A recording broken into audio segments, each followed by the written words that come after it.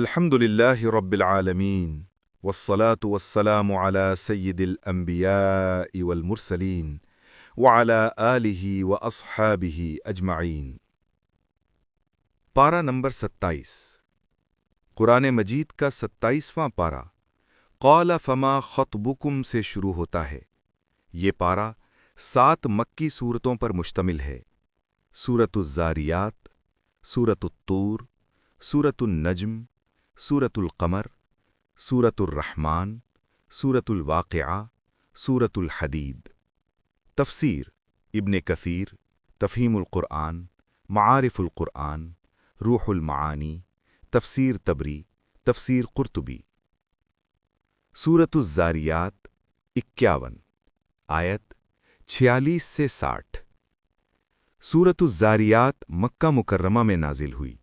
اس میں 60 آیات ہیں۔ ذاریات کا معنی ہے بکھیرنے والی ہوائیں۔ اللہ تعالیٰ نے 4 چیزوں کی قسم کھا کر یہ اعلان فرمایا کہ قیامت ضرور آئے گی اور ہر نفس کو اس کے اعمال کا بدلہ ملے گا۔ پارہ 27 میں سورہ ذاریات کی آخری آیات 46 سے 60 شامل ہیں۔ موضوع اول، گزشتہ اقوام کا انجام۔ وقوم نوح من قبل انہم کانوا قوما فاسقین۔ ترجمہ، اور اس سے پہلے نوح کی قوم کو ہلاک کیا، بے شک وہ بڑے نافرمان لوگ تھے۔ آیت 46۔ حضرت نوح علیہ السلام کی قوم 950 سال کی دعوت کے بعد بھی ایمان نہ لائی۔ ان کا انجام طوفان تھا۔ یہ آیت اہل مکہ کو متنبہ کرتی ہے کہ کفر کا انجام ہمیشہ ہلاکت ہے۔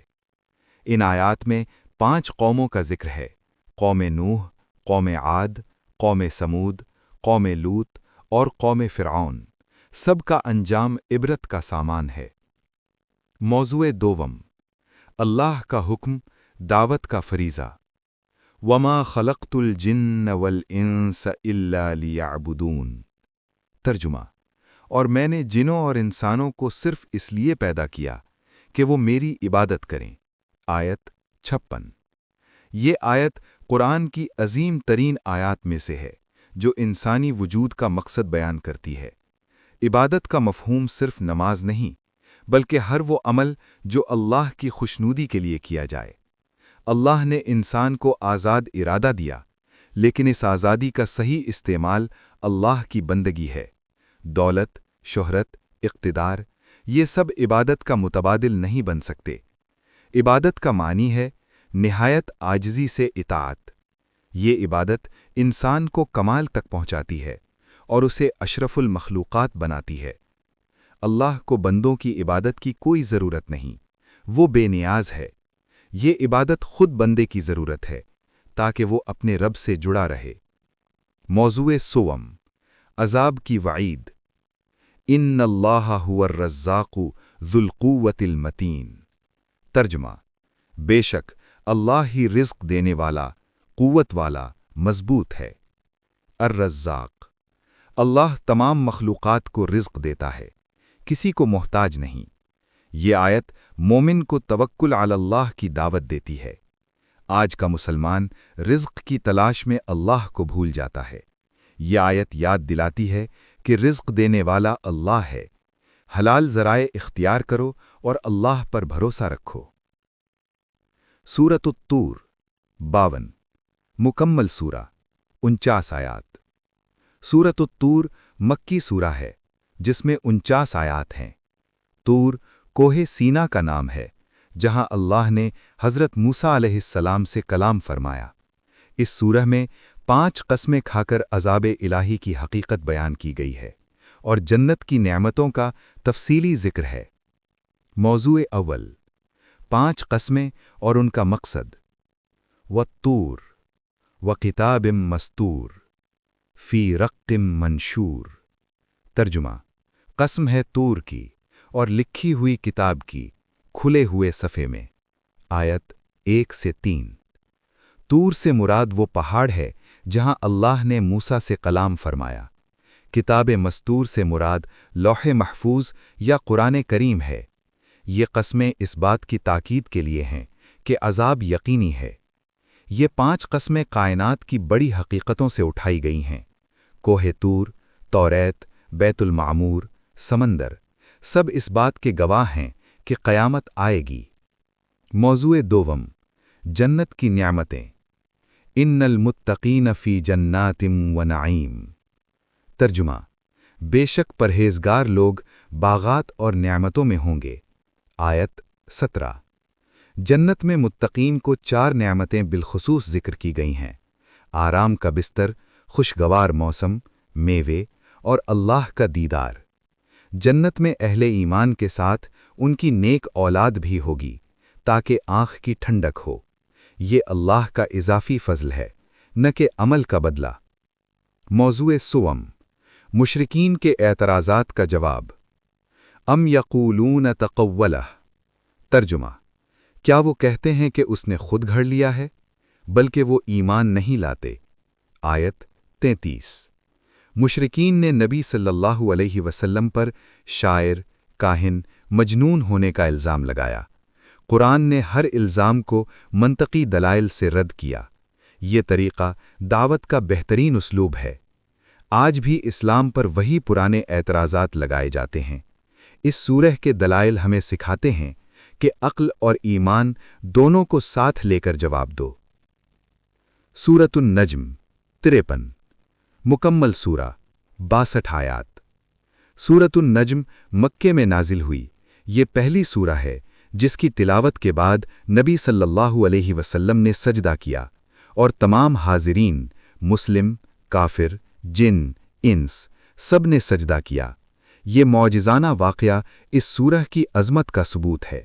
اس میں معراج نبوی اور وحی کی حقیقت بیان کی گئی ہے۔ موضوع اول، وحی کی حقیقت اور معراج۔ والنجم اذا ہوا ما ضل صاحبکم وما غوا وما ينطق عن الهوى ان هو الا وحی یوحی۔ ترجمہ: قسم ہے ستارے کی جب وہ ڈوبے، تمہارا ساتھی نہ گمراہ ہے نہ بھٹکا ہوا، اور وہ اپنی خواہش سے کچھ نہیں بولتا، یہ تو صرف وحی ہے جو اتاری جاتی ہے۔ آیت 1 سے 4۔ ان آیات میں قسم کھا کر 3 باتیں ثابت کی گئی ہیں۔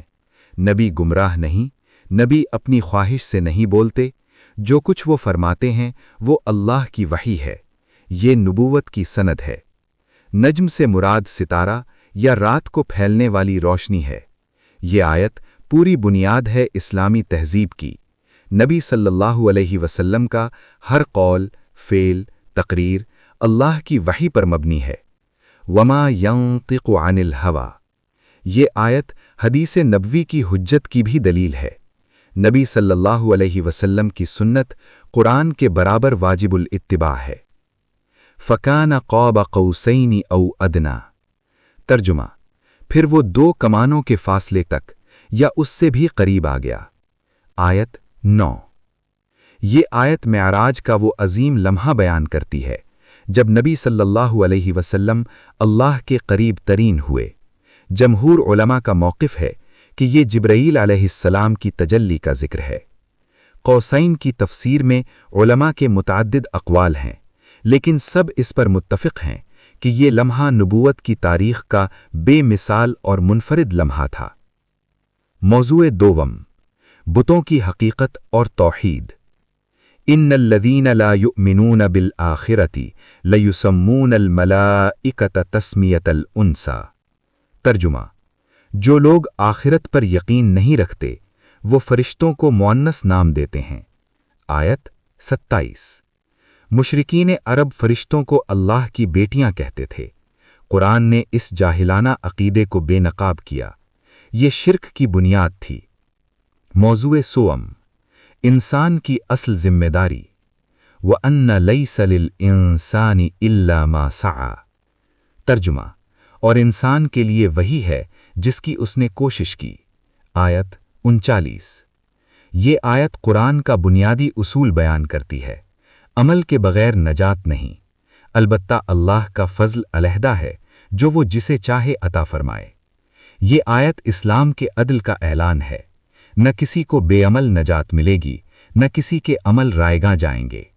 اسلام کا نظام مساوات پر قائم ہے۔ تاریخی واقعہ: سجدہ تلاوت کا معجزہ۔ جب نبی صلی اللہ علیہ وسلم نے اس سورہ کی آخری آیت تلاوت کی تو سجدے میں چلے گئے۔ تمام حاضرین، مسلم، کافر، جن، انس، سب نے سجدہ کیا۔ سورۃ القمر 54 مکمل سورہ 55 آیات۔ سورۃ القمر مکہ میں نازل ہوئی، اس میں 55 آیات ہیں۔ یہ سورہ شق القمر کے معجزے سے شروع ہوتی ہے جو نبی صلی اللہ علیہ وسلم کی نبوت کی سب سے بڑی ظاہری دلیل ہے۔ ساتھ ہی 6 قوموں کی تباہی کا بیان ہے اور ہر قصے کے بعد یہ آیت دہرائی گئی، وَلَقَدْ يَسَّرْنَا الْقُرْآنَ لِلذِّكْرِ۔ موضوع اول، شق القمر، تاریخی معجزہ۔ اقتربت الساعة وانشق القمر۔ ترجمہ: قیامت قریب آ گئی اور چاند 2 ٹکڑے ہو گیا۔ آیت 1۔ شق القمر کا واقعہ نبی صلی اللہ علیہ وسلم کے زمانے میں مکہ مکرمہ میں پیش آیا۔ صحابہ کرام رضی اللہ عنہم نے اپنی آنکھوں سے دیکھا۔ بخاری، مسلم اور دیگر کتب احادیث میں یہ متواتر احادیث سے ثابت ہے۔ مشرکین نے کہا یہ جادو ہے، لیکن جادو اتنا دور تک نہیں پہنچ سکتا۔ شق القمر کا علمی ثبوت: ناسا کی تحقیقات میں چاند کی سطح پر ایک گہرا درمیانی نشان ملا جو کسی قدیم پھٹاؤ کی نشاندہی کرتا ہے۔ یہ جدید تائید قرآن کے اعجاز کا ثبوت ہے۔ موضوع دوم، 6 قوموں کا انجام۔ قرآن میں اس سورہ میں 6 قوموں کا ذکر کیا: قوم نوح، قوم عاد، قوم سمود، قوم لوط، قوم فرعون اور قریش۔ ہر قوم کے بعد یہ آیت بطور ریفرین آتی ہے، وَلَقَدْ يَسَّرْنَا الْقُرْآنَ لِلذِّكْرِ فَهَلْ مِن مُدَّكِرٍ۔ ترجمہ: اور ہم نے قرآن کو نصیحت کے لیے آسان کر دیا، تو کیا کوئی نصیحت قبول کرنے والا ہے؟ آیت 17، 22، 32، 40۔ یہ آیت 4 مرتبہ آئی، ہر قوم کے قصے کے بعد۔ یہ اسلوب تکرار تاکید کے لیے ہے، جیسے سورۃ الرحمن میں فَبِأَيِّ آلَاءِ رَبِّكُمَا تُكَذِّبَانِ۔ تیسیر القرآن کا مطلب ہے قرآن کو حفظ، تلاوت، فہم اور عمل سب کے لیے آسان بنانا۔ یہ قرآن کا اعجاز ہے کہ 1400 سال سے لاکھوں لوگ اسے حفظ کرتے آ رہے ہیں۔ موضوع سوم، قیامت کا منظر۔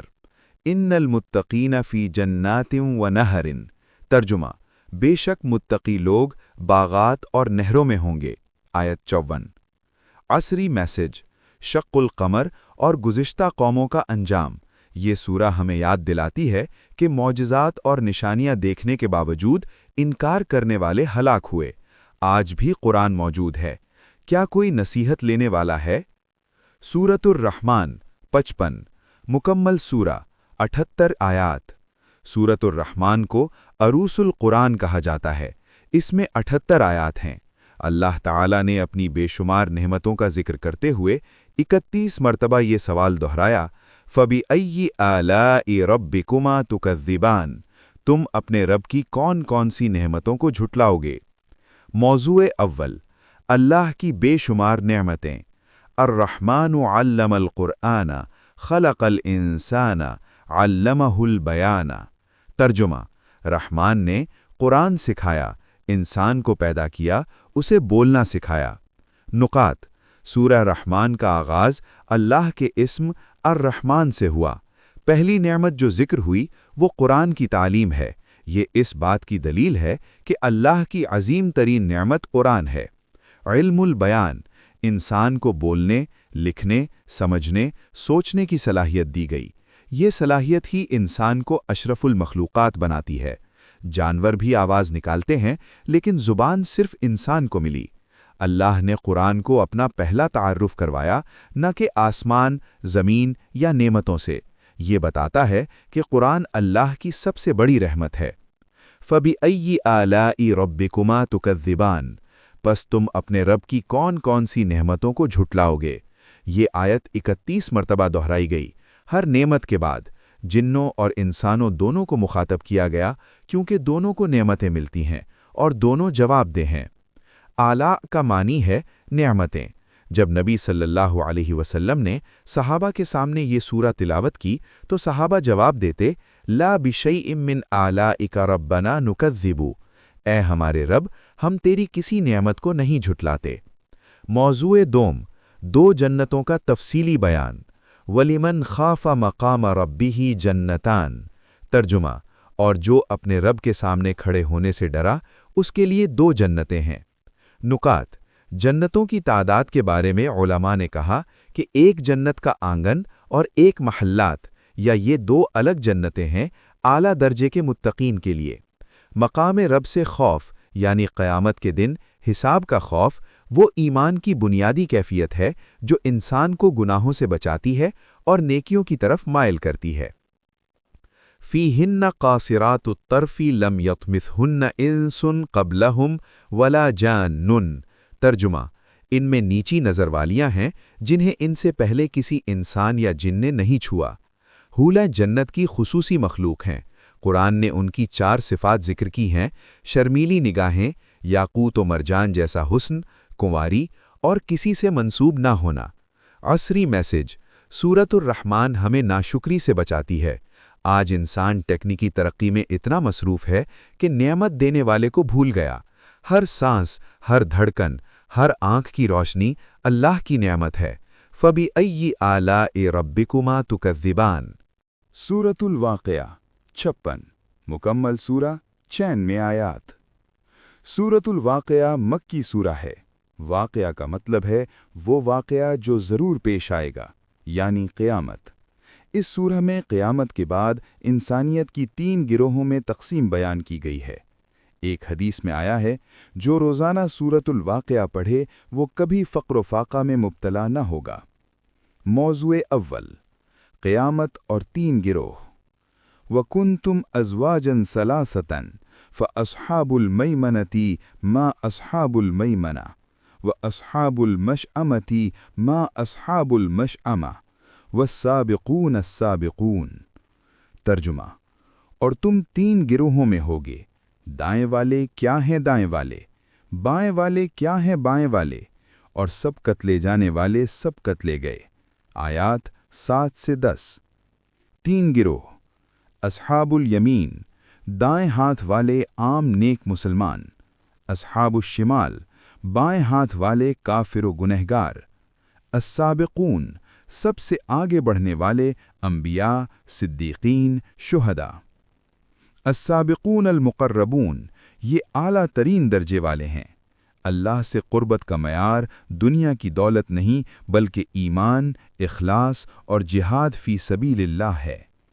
موضوع دوم، قرآن کا اعجاز اور اللہ کی قدرت۔ افرأیتم ما تمنون اانتم تخلقونہ ام نحن الخالقون، ترجمہ، بھلا دیکھو جو تم رحم میں ڈالتے ہو کیا تم اسے بناتے ہو یا ہم بنانے والے ہیں۔ آیات 58 سے 59۔ اللہ نے 5 سوال پوچھے: نطفہ، کھیتی، پانی، آگ اور موت، کیا یہ سب تمہاری قدرت میں ہیں؟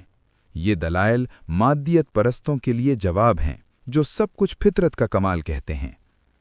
فلولا اذا بلغت الحلقوم وانتم حینئذ تنظرون، ترجمہ، پھر کیوں نہیں جب روح حلق تک آ پہنچے اور تم اس وقت دیکھ رہے ہو۔ آیات 83 سے 84۔ یہ آیت موت کا منظر ہے، سب دیکھ رہے ہیں لیکن کوئی روک نہیں سکتا۔ یہ انسانی بے بسی کا عجیب بیان ہے۔ ڈاکٹر، طاقت، دولت سب بیکار ہو جاتے ہیں۔ موضوع سوم، قرآن کریم کی عظمت۔ انہ لقرآن کریم فی کتاب مکنون لا یمسہ الا المطہرون، ترجمہ، بے شک یہ عزت والا قرآن ہے محفوظ کتاب میں جسے صرف پاک لوگ ہی چھوتے ہیں۔ آیات 77 سے 79۔ لا یمسہ الا المطہرون، فقہاء نے اس آیت سے یہ حکم نکالا کہ قرآن مجید کو باوضو ہاتھ لگانا چاہیے، بے وضو قرآن پکڑنا مکروہ ہے۔ کتاب مکنون، لوح محفوظ، قرآن آسمان پر بھی محفوظ ہے اور زمین پر بھی محفوظ ہے۔ یہ اللہ کی حفاظت کا وعدہ ہے جو آج تک پورا ہو رہا ہے۔ استارہ پیغام، سورۃ الواقعہ ہمیں بتاتی ہے کہ قیامت کے روز لوگ 3 گروہ میں تقسیم ہوں گے۔ سوال یہ ہے کہ ہم کس گروہ میں ہوں گے؟ آج سے اپنا گروہ خود چنو، السابقون بننے کی کوشش کرو۔ سورۃ الحدید 57 مکمل سورہ 29 آیات۔ سورۃ الحدید مدنی سورہ ہے، اس میں 29 آیات ہیں۔ حدید کا معنی لوہا ہے۔ یہ سورہ بیک وقت تسبیح، سخاوت، جہاد، دنیا کی حقیقت اور نور ایمان سب کو بیان کرتی ہے۔ یہ پارہ 27 کی آخری سورہ ہے۔ موضوع اول، اللہ کی تسبیح اور عظمت۔ سبح للہ ما فی السماوات والارض وہو العزیز الحکیم۔ ترجمہ، آسمانوں اور زمین میں جو کچھ ہے سب اللہ کی تسبیح کرتا ہے اور وہ غالب حکمت والا ہے۔ آیت 1۔ یہ سورہ مسبحات میں سے ہے، وہ سورتیں جو سبحہ یا یسبحو سے شروع ہوتی ہیں۔ نبی صلی اللہ علیہ وسلم نے فرمایا کہ انہیں سونے سے پہلے پڑھنا باعث برکت ہے۔ هو الاول والآخر والظاہر والباطن، یہ چار نام اللہ کے وجود کی ہمہ گیری بیان کرتے ہیں۔ کوئی بھی لمحہ، مقام، حال اللہ کی رسائی سے باہر نہیں۔ موضوع دوم، راہ اللہ میں خرچ کرنے کی فضیلت۔ من ذا الذی یقرض اللہ قرضا حسنا فیضاعفہ لہ ولہ اجر کریم۔ ترجمہ، کون ہے جو اللہ کو قرض حسنہ دے، وہ اسے اس کے لیے کئی گناہ بڑھا دے اور اس کے لیے عزت کا اجر ہے۔ آیت 11۔ اللہ خود قرض مانگ رہا ہے، یہ انتہائی ترغیب کا اسلوب ہے۔ اللہ کو قرض دینے کا مطلب ہے راہ اللہ میں خرچ کرنا۔ اللہ کے خزانے بھر جائیں گے لیکن وہ پھر بھی مانگتا ہے انسانوں کو ترقی دینے کے لیے۔ یضاعفہ، کئی گنا سے مراد کم از کم 10 گنا اور زیادہ سے زیادہ 70 گنا یا اس سے بھی زیادہ۔ اللہ کا بدلہ ہمیشہ اصل سے بڑھ کر ہوتا ہے۔ موضوع سوم، نور ایمان اور منافقین۔ یوم تری المؤمنین والمؤمنات یسعی نورہم بین ایدیہم وبایمانہم۔ ترجمہ، جس دن آپ مومن مردوں اور مومن عورتوں کو دیکھیں گے ان کا نور ان کے آگے اور دائیں طرف دوڑ رہا ہوگا۔ مومنوں کا نور ان کے ایمان اور اعمال کے مطابق ہوگا، بعض کا نور پہاڑ جیسا، بعض کا کھجور کے درخت جیسا اور بعض کا پیروں کے پاس تک۔ منافقین مومنوں سے نور مانگیں گے لیکن کہا جائے گا ارجعوا وراءکم فالتمسوا نورا، پیچھے لوٹ جاؤ اور نور تلاش کرو۔ یہ جواب در حقیقت ان کی ابدی محرومی ہے۔ موضوع چارم، دنیا کی حقیقت۔ اعلموا انما الحیاۃ الدنیا لعب ولہو وزینۃ وتفاخر بینکم وتکاثر فی الاموال والاولاد۔ ترجمہ، جان لو کہ دنیا کی زندگی محض کھیل، تماشا، آرائش، آپس میں فخر اور مال و اولاد میں ایک دوسرے سے بڑھنا ہے۔ قرآن نے دنیا کو 5 مرحلوں میں بیان کیا: لعب، کھیل، بچپن; لہو، دل بہلاوا، جوانی; زینت، زیب و زینت، ادھیڑ عمر; تفاخر، فخر اور نخوت، بڑھاپا; تکاثر، مال جمع کرنا، ضعف۔ دنیا بری نہیں، بری یہ ہے کہ آخرت بھول کر دنیا میں لگ جاؤ۔ دنیا آخرت کی کھیتی ہے، جو یہاں بوئے گا وہ وہاں کاٹے گا۔ موضوع 5واں، لوہے کا ذکر اور اسلامی ریاست۔ وَأَنزَلْنَا الْحَدِيدَ فِيهِ بَأْسٌ شَدِيدٌ وَمَنَافِعُ لِلنَّاسِ۔ ترجمہ، اور ہم نے لوہا اتارا جس میں سخت قوت اور لوگوں کے لیے بہت فوائد ہیں۔ آیت 25۔ انزلنا الحدید، اللہ نے لوہا اتارا۔ یہ تعبیر عجیب ہے۔ جدید سائنس بتاتی ہے کہ لوہا خلا میں موجود ستاروں کے دھماکوں سے زمین پر آیا۔ یہ قرآن کا علمی اعجاز ہے۔ لوہے میں 2 چیزیں ہیں: باسن شدید، طاقت، دفاع، اور منافع، فائدے، ترقی۔ اسلامی ریاست کو دونوں کی ضرورت ہے، قوت دفاع اور معاشی ترقی۔ استارہ پیغام، پارہ 27، خلاصہ اور ہمارے لیے پیغام۔ پارہ 27 7 مکی اور مدنی سورتوں پر مشتمل ہے۔ ان سب میں ایک مشترکہ دھاگا ہے: اللہ کی عظمت، بندے کی ذمہ داری اور آخرت کی حقیقت۔ نمبر 1، سورۃ الزارعات، مقصد حیات۔ وما خلقت الجن والانس الا لیعبدون، اللہ کی عبادت ہی انسانی وجود کا مقصد ہے۔ نمبر 2، سورۃ الطور، جنت کی حقیقت اور مشرکین کے اعتراضات کا جواب، ایمان عقل کے خلاف نہیں۔ نمبر 3، سورۃ النجم، نبوت کی صداقت اور معراج کا بیان، وہی پر ایمان ہی اصل ایمان ہے۔ نمبر 4، سورۃ القمر، شق قمر اور گزشتہ اقوام، فہل من مدکر کا سوال آج بھی ہمارے سامنے ہے۔ نمبر 5، سورۃ الرحمن، اللہ کی نعمتوں کا شکر گزاری ایمان کا حصہ ہے۔ نمبر 6، سورۃ الواقعہ، 3 گروہوں کی تقسیم، ہمیں آج فیصلہ کرنا ہے کہ ہم کس گروہ میں جانا چاہتے ہیں۔ نمبر 7، سورۃ الحدید، دنیا کی بے ثباتی اور راہ اللہ میں خرچ، آخرت کی تیاری کریں۔ 10 اہم عملی سبق۔ اللہ کی عبادت اپنی زندگی کا مرکز بناؤ، دنیا کا ہر کام اللہ کی رضا کے لیے کرو۔